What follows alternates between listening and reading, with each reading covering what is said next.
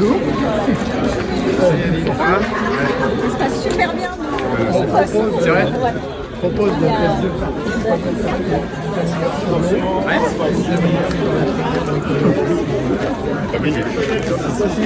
Bonjour à toutes et à tous. Merci de votre présence nombreuse. Encore toutes nos excuses pour le retard, mais les choses, je vous l'expliquais tout à l'heure, le débat sur la primaire était un petit peu plus long que prévu. On peut s'en féliciter. Je disais tout à l'heure qu'il avait dérapé, mais juste sur la durée. En fait, cette rencontre, elle se déroule sous deux auspices. Le premier, vous le savez, c'est la primaire de l'écologie qui va se tenir maintenant dans les jours qui viennent. Profite pour rappeler qu'on a jusqu'au 12 pour s'inscrire. Une semaine pour s'inscrire. Et donc, la deuxième, c'est la question de la régie publique de l'eau, qui est un combat que nous menons sur Arcueil depuis presque une vingtaine d'années maintenant, et qui se concrétise sur notre ville de notre territoire. Et ceux qui habitent dans cette ville, on a une votation citoyenne qui permet de prendre une position et la sortie définitive du Ségur. Sur ces deux sujets, il m'est apparu assez naturel d'inviter Éric Piolle sur la primaire de l'écologie parce qu'il y est candidat. Il nous dira pourquoi est-ce qu'il propose. Et la deuxième, c'est parce que Grenoble n'est pas une ville neutre sur la question de à l'époque, on disait remunicipalité. Vous avez compris. Le fait de rendre municipal l'eau, Grenoble a été une ville qui a été pilote, qui a été marquée avec les scandales qui étaient liés, et tout le monde se souvient d'Alain Carignon sur le sujet.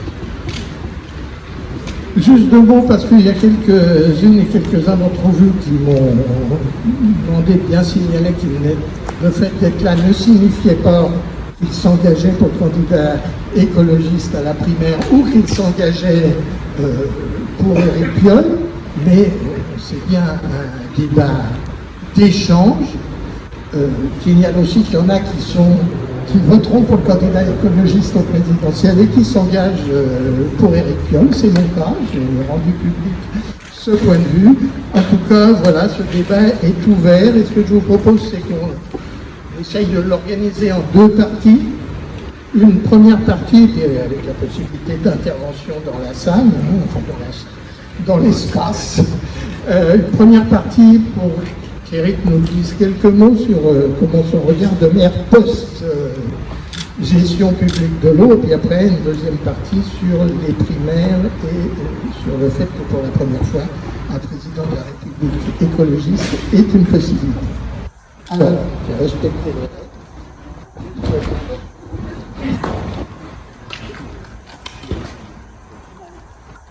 Merci beaucoup Christian, merci beaucoup à vous toutes et tous qui êtes là aujourd'hui. Effectivement, je pense que l'eau, c'est un débat qui est central. Bon, dans nos vies, ça va sans dire, hein, c'est indispensable à la vie.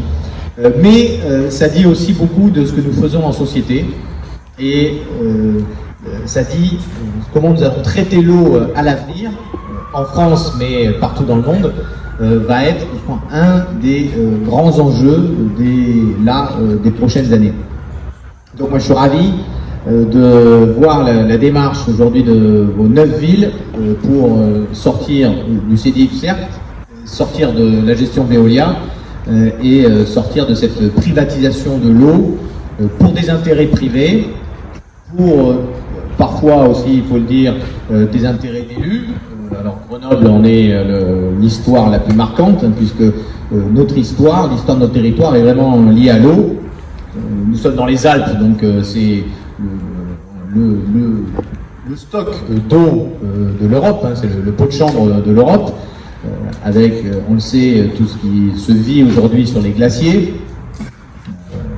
Cette année, l'année dernière, les scientifiques ont dû déplacer les équipements qu'ils avaient mis qui étaient les plus anciens du monde pour étudier un glacier, qu'ils avaient mis juste à la sortie de la Deuxième Guerre mondiale. Ils ont dû déplacer ces équipements scientifiques parce que le glacier de Sarenne qu'ils étudiaient donc depuis 1946 va disparaître dans les 3 prochaines années. Donc ils ont dû aller mettre leurs équipements scientifiques ailleurs. Moi je suis pyrénéen, j'ai bougé dans les Alpes à cause des montagnes pour mes études. Dans les Pyrénées cet été, nous avons fait un déplacement sur 2 déplacements en montagne, un au Sire de Gavarnie. On a fait un sommet à 3000 mètres d'altitude, qui était un des premiers sommets que j'avais fait, le premier sommet que j'avais fait quand j'avais 6 ans. À l'époque, il y avait un énorme glacier avant d'accéder à la brèche de Roland. Aujourd'hui, il reste 2 taches de neige. Et puis on a fait 2 jours plus tard un autre déplacement, cette fois-ci dans les Pyrénées toujours, mais en vallée d'Ossau, sur le dernier glacier des Pyrénées-Atlantiques qui a disparu, lui, il y a 10 ans. Donc, cette dimension, évidemment, autour de l'enjeu de l'eau, il est très fort. Enjeu pour nous, de notre territoire, parce que dès le 19e siècle, la ville de Grenoble a acheté les terrains sur lesquels était fait le captage. Et donc la dimension de gestion des biens communs et de pilotage stratégique commune de cette ressource, elle démarre chez nous au 19e, et ça c'est très important dans notre histoire. Et puis évidemment, c'est le symbole de la montée du néolibéralisme et avec la corruption qui va avec, puisque privatisation de l'eau dans les années 80 par Alain Carignon. Donc cette eau qui était publique et gérée depuis plus d'1 siècle, gérée de façon vraiment territoriale depuis plus d'1 siècle, privatisation, corruption, et le maire corrompu est encore à ce jour, je crois que celui qui a fait passer le plus de temps physiquement derrière les barreaux, et il est toujours là, il était encore candidat au municipal cette fois-ci, donc ce spectre de l'eau continue de hanter Grenoble, avec une très belle histoire. Je crois que pour vous c'est assez extraordinaire, c'est que quand il y a remunicipalisation de l'eau, Carignon est corrompu, les écologistes le démontrent, il est jugé, bon, pauvre, et derrière, les écologistes obtiennent la remunicipalisation de l'eau, d'ailleurs au tribunal, parce que les socialistes finalement trouvaient qu'une société d'économie mixte, ça allait quand même pas mal. Et donc au virage de 99-2000, remunicipalisation de l'eau, avec des conséquences très opérationnelles, pratiques. Le prix de l'eau baisse, l'investissement est multiplié par 3, et ça je crois que dans ce que j'ai pu lire de votre projet, dans cette partie-là, l'entretien des réseaux d'eau, l'investissement dans les réseaux d'eau, l'investissement dans les moyens de production et de stockage de l'eau, c'est extrêmement important. Investissement multiplié par 3 avec un prix en baisse, et un comité des usagers qui se met en place et qui assure la gestion sur le long terme, donc l'intérêt général sur le long terme, et on retrouve là des citoyens qui vont devenir experts de l'eau et qui assurent la pérennité de cet état d'esprit à travers les équipes politiques. Donc c'est vraiment une belle histoire à Grenoble qui nous marque encore, qui nous sert de modèle pour les biens communs dans d'autres domaines, pour le chauffage urbain, on a repris en gestion publique les parkings à voiture, les parkings silos, qu'on déploie un peu partout. Adossé à des comités d'usagers, c'est extrêmement important. Et l'efficacité du service public. Je termine en disant qu'on a une eau pure et non traitée, qu'on donne dans les biberons. J'ai 4 enfants, les 4 enfants, ils ont été, dès leur premier biberon, c'est l'eau du robinet. Et que ça aussi, c'est emblématique. Parce que partout où on va, et d'ailleurs c'est vrai pour mes enfants, mais c'est vrai pour moi, et c'est vrai pour les Grenoblois, quand on déménage ailleurs, on se dit que l'eau elle a un goût, alors que chez nous, on boit cette eau-là avec plaisir, et je ne parle pas des endroits où maintenant on boit de l'eau en bouteille. Donc un enjeu très fort, un enjeu public, un enjeu autour des biens communs, un enjeu autour de l'accumulation des profits privés, un enjeu autour de la corruption, parce qu'autour des histoires d'eau, il y a toujours des histoires de corruption, et un enjeu international, je termine par cela.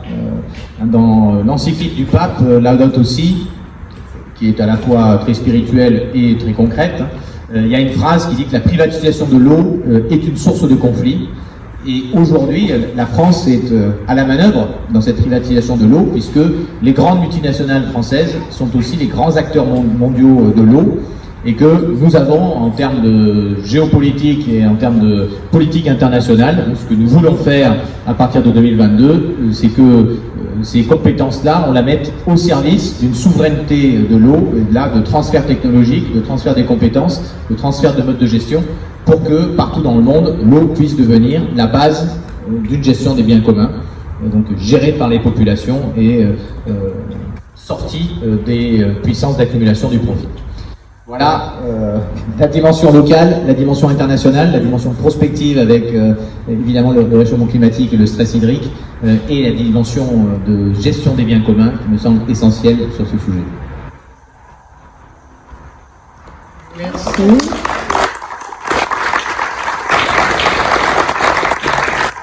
Je pense que sur ce sujet, tu es dans un territoire conquis parce qu'on est très très attaché à cette question.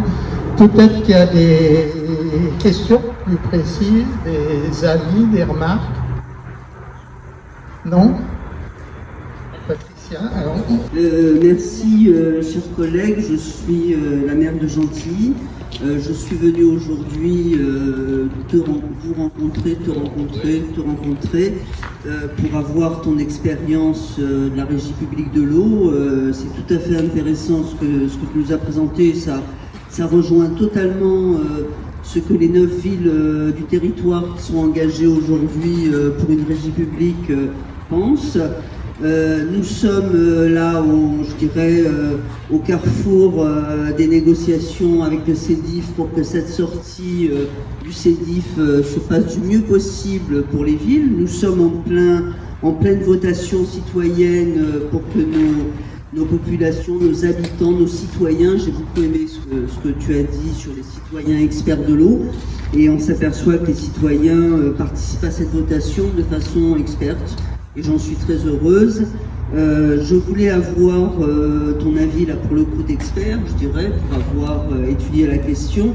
Je parlais tout à l'heure des négociations avec le CEDIF qui trouve, on est sur la déconnexion physique des réseaux, vous voulez sortir, il faut payer vos infrastructures alors que nos habitants ont toujours payé tout, quoi. Je voulais savoir ce que tu pensais de cette bataille. On essaye de faire prévaloir la déconnexion virtuelle, qui est une belle idée, hein, et très écologique. Donc voilà, je voulais avoir ton avis là-dessus. Et puis voilà, je suis très heureuse qu'en tout cas tu nous fasses profiter de ton expérience. Merci. Je suis très intéressée par le sujet de l'eau, ça nous concerne tous. Je suis venue parce que j'ai des enfants qui sont grands. Et l'eau, surtout avec la chaleur et tout ça, la question elle se pose tout de suite avec la chaleur de cet été. Et puis c'est au point de vue scolaire aussi, je travaille sur le climat, sur l'eau. Donc en tant que parent, je suis venue ici pour apprendre. Donc je pose une question toute simple en tant que mère sur la France, sur les ressources.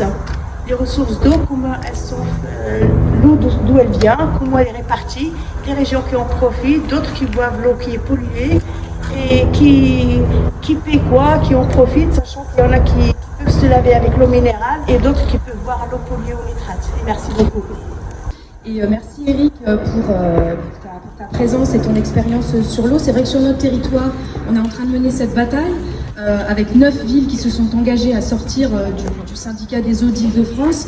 Et on a besoin, pour que les citoyens et citoyennes se saisissent de ce projet-là et le portent avec nous, on a besoin aussi de toute l'expérience des villes qui l'ont déjà fait. Parce qu'on se heurte quand même à une grosse bataille de « c'est pas possible, ça va coûter tellement cher, vous ne saurez pas faire », etc. Et je crois que dans cette situation-là, dire qu'aujourd'hui, Paris, évidemment, l'a fait depuis plus de 10 ans, et bien que Grenoble l'a fait depuis encore plus longtemps, que d'autres grandes villes, je pense à Lyon, je pense à Bordeaux, je pense aussi proche de nous en Essonne, avec les villes de Grigny, de Viry-Châtillon, l'ont fait, c'est possible. Et il faut vraiment qu'on soit dans le fait de répandre toutes ces expériences qui sont positives et qui placent les citoyens et citoyennes au cœur des enjeux qui les préoccupent et qui sont les plus importants pour eux, c'est-à-dire l'eau, entre autres, voilà, comme bien commun. Donc c'est important que nous soyons comme cela en train de faire rayonner toutes ces initiatives et toutes ces belles réussites. Merci à toi. Nous avons monté une coordination sur les 9 communes qui souhaitent sortir de Veolia et en passant par les sorties du CEDIF. Et la question que je voudrais poser, c'est il nous paraît important que à cette occasion-là, et il y a la personne qui est présente, Fata, juste là, qui a été pressentie par les 9 communes pour être président, en tout cas de la structure temporaire. Je suppose que peut-être, enfin on verra après, je ne sais pas, mais il nous paraît important, et comment est-ce que ça fonctionne, que des citoyens soient, au travers du comité dont tu as parlé, soient mis dans le coup et qu'on profite de cette occasion pour gérer autrement. Et une deuxième question, est-ce que vous avez envisagé ou mis en place des tarifs différenciés de l'eau ? Bienvenue. Je suis élu conseiller municipal d'opposition à Champigny. Donc nous on a aussi la géothermie, donc pour nous c'est un atout, mais dans pas mal de villes du Val-de-Marne. Donc ce serait intéressant de savoir un peu aussi ce que tu en penses, Eric. Et aussi très heureux que ton discours a commencé par le climat, parce que c'est important, il y a encore beaucoup de chemin à faire, parce qu'il y a encore des élus, j'entends des élus qui sont pas chez les Verts, mais qui disent qu'il faut éclairer au maximum les établissements publics la nuit. Il y a encore des gens qui sont élus qui prennent ça, donc le chemin est encore long. Et voilà, et puis pour résumer encore, puisqu'on va parler de la primaire, je connais aussi des gens qui sont plus pour M. Jadot, d'autres pour Mme Rousseau, donc il faudra, puisqu'il reste peu de temps, moi j'essaye un peu, je me suis déclaré comme sympathisant d'Éric, et donc publiquement, et il faudrait nous dire peut-être une petite piste pour essayer de convaincre les derniers hésitants, et qu'est-ce qui te différencie donc des deux autres. Merci. Pour revenir un peu sur les différents sujets qui ont été abordés, et la première question autour de la désynchronisation des connexions virtuelles. C'est tout l'enjeu de l'ensemble des infrastructures de réseau.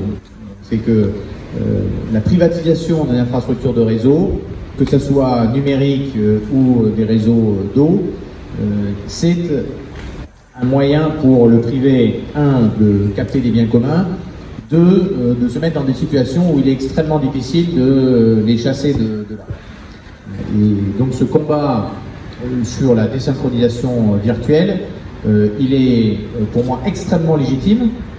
C'est comme si vous disiez, si vous prenez un autre exemple contre lequel on se bat aussi, autour de la privatisation du rail, et dire que si jamais vous aviez une entreprise privée qui voulait faire une ligne Paris-Lyon, qu'ils se débrouillent à faire leur ligne Paris-Lyon. Donc la mutualisation, c'est le principe même d'une infrastructure de réseau. L'infrastructure de réseau est mutualisée. Et quand elle est transférée, quand le mode de gestion change, c'est bien le réseau qui va avec. Donc on peut avoir un débat sur les unités de production, qui elles servent, etc. Mais il y a forcément un plan de sortie sur les unités de production, un plan de transition qui est forcément long. Et sur les réseaux, la mutualisation continue d'être la règle. Il suffit de compter et mettre des compteurs sur les compteurs d'eau. Honnêtement, ça marche. Donc ce combat-là, il est apporté. Et je pense que c'est un combat qui est facilement gagnable parce que si Veolia veut bloquer dans ce domaine-là, le signal que vous pouvez chanter partout en France, c'est de dire en fait les gens vous rendent prisonniers. Et donc il y a un moment où eux, s'ils veulent aller au clash sur cette question-là, il faudra qu'ils assument que vous, ici, vous êtes prisonniers, mais le message qu'ils envoient, c'est que partout ailleurs, aux autres élus, vous êtes prisonniers. Et donc ça, pour eux, ce message de dire attention, si vous mettez le doigt avec Veolia, vous serez prisonniers, leur stratégie, c'est de vous rendre prisonniers, c'est quelque chose qui est, de mon point de vue, difficilement envisageable. Donc je pense que ce combat-là, il faut le mener à fond, il faut en faire la pub, il faut parler à d'autres élus ailleurs, et normalement, ils devraient se retirer de cela, d'abord parce que c'est la logique et le bon sens, et ensuite parce que ça leur fera une mauvaise pub. Donc quand on a viré Decaux, notre contrat, je change un peu de sujet mais pas tout à fait, sur la publicité, il n'y avait rien qui était écrit dans le contrat pour dire comment enlever les panneaux Decaux. Donc on aurait pu dire, tiens, dans la nuit, là, à minuit et une, je ne veux plus rien voir. Ils auraient pu faire un conflit, mais en fait, ils ont été d'une douceur extrême. Pourquoi? Parce que s'ils rentraient en conflit avec nous, on dit allez-y, rentrons en conflit. La publicité que ça nous fera autour, on sait qui en sortira vainqueur. C'est nous qui en sortirons vainqueurs. Vous, ça vous fera une image. Donc ils ont préféré être très gentils avec nous et essayer de retirer leurs panneaux comme ils pouvaient sans être pris par des appareils photo ou des caméras. Ce qu'ils n'ont pas tout à fait réussi. Donc cette dimension-là est un combat très fort. Ça rejoint derrière, peut-être, je fais un bond sur la question des tarifs. La tarification sociale est évidemment facilitée quand on est en gestion publique. Parce que vous n'avez pas besoin d'une délégation de service public, il y a un contrat, il est négocié, une rentabilité, une durée, etc. Donc vouloir faire des avenants pour changer le prix, changer la logique du prix, c'est extrêmement compliqué. Nous, c'était une des raisons pour lesquelles on a repris aussi en gestion publique, c'était Indigo et FIA qui avaient nos parkings. On les a repris parce qu'en fait ça nous permet de piloter notre stratégie de stationnement et de changer les prix quand on le veut et d'avoir une politique coordonnée avec les transports en commun, etc. Et de ne pas avoir à renégocier un amendement pendant X plombes dès qu'on touche à quelque chose. Et de fait, ça permet cela, l'eau publique. On a mis en place un tarif social de l'eau. De mémoire, personne ne peut dépenser plus de 3,2% de ses revenus pour sa facture d'eau.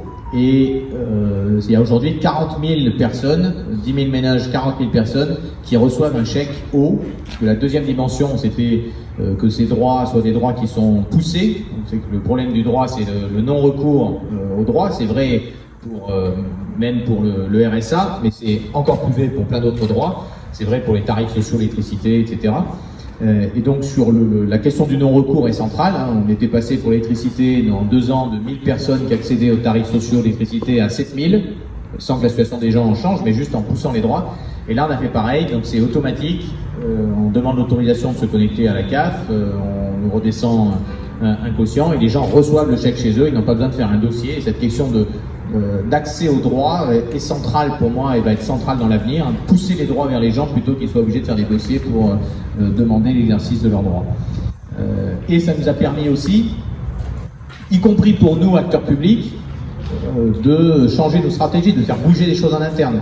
C'est-à-dire que le nettoyage des rues avec l'eau, ça ne marche plus parce qu'on s'est mis un tarif progressif et que ça coûte très très cher et que donc ça a poussé aussi le reste de nos services à changer les pratiques pour baisser la consommation d'eau, y compris la consommation d'eau de l'acteur public. Bien que l'eau soit à nous, on s'auto, ça nous permet de définir des stratégies qui nous permettent nous-mêmes de faire avancer d'autres sujets et d'éviter le gaspillage, puisque c'est le problème de l'eau, on a à peu près un quart de gaspillage, de pertes dans les réseaux. Au-delà de l'usage qu'on peut en faire au bout, il y a à peu près un quart de l'eau qui part juste parce que les réseaux sont de mauvaise qualité. Alors peut-être pour remonter un cran par rapport à votre question, madame, d'où vient l'eau? Il y a typiquement 3 grandes ressources en eau. Il y a les nappes fossiles, donc ça veut dire c'est des espèces de lacs souterrains qui sont là depuis très longtemps, comme des lacs de pétrole. Alors, faut pas s'imaginer un lac, en fait c'est un espèce de mélange de gravier. Faut vous imaginer à la plage, quand vous creusez, vous êtes trop près de l'eau et vous creusez pour faire un château, au bout d'un moment il y a de l'eau. La nappe phréatique c'est pareil. Donc il y a des nappes fossiles, donc celles-là ne se rechargent pas. C'est des nappes qui datent de Mathusalem et on peut pomper dedans, mais par définition elles s'épuisent, c'est des nappes fossiles. La deuxième grande catégorie, c'est des nappes rechargeables. Donc nous, c'est ce que nous utilisons à Grenoble. Donc c'est des nappes qui vont être rechargées par infiltration d'eau. Là, il va falloir choisir les points où vous allez pomper cette eau pour aller préserver toutes les terres qui sont au-dessus pour éviter de mettre des pesticides, des métaux lourds, plein de cochonneries qui pourraient s'infiltrer dans la nappe. Et donc vous allez pomper votre eau, mais cette eau elle est rechargée donc par la pluie, par la fonte des glaciers, etc., etc. Et puis la troisième source, c'est une grande part de ce que vous vivez vous, c'est de l'eau qu'on va pomper dans une rivière et qui va être traitée pour être injectée dans un réseau.